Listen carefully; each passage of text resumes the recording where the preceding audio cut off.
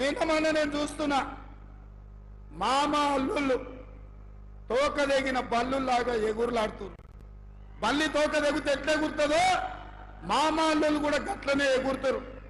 ఇంకా అధికారం మత్తు దిగిందో లేదో నాకు అర్థం కాలే. అయ్యగారికి మరి ఫామ్ హౌస్ లో వేసిన మత్తు కూడా దిగిందో లేదో నాకు తెలియదు. అసెంబ్లీకి మాత్రం రాడు. చర్చల మీద మాట్లాడతామంటే పారిపోతాడు. ఎవరినో ఒకరిని అడ్డం పెట్టుకొని అసెంబ్లీకి రాకుండా తప్పించుకున్నాడు. అసెంబ్లీ రాని దద్దమ్మలు, బడికి రాని బడి దొంగలు లాంటి వాళ్ళు అంతేనా?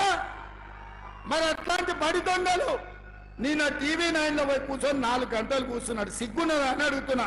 10 ఏళ్ళు ముఖ్యమంత్రి చేసిన ప్రతిపక్ష నాయకుడు అసెంబ్లీకి రాకుండా, సమస్యల మీద మాట్లాడకుండా, ప్రభుత్వానికి సలహాలు ఇవ్వకుండా గత ప్రభుత్వంలో జరిగిన దోపిడీని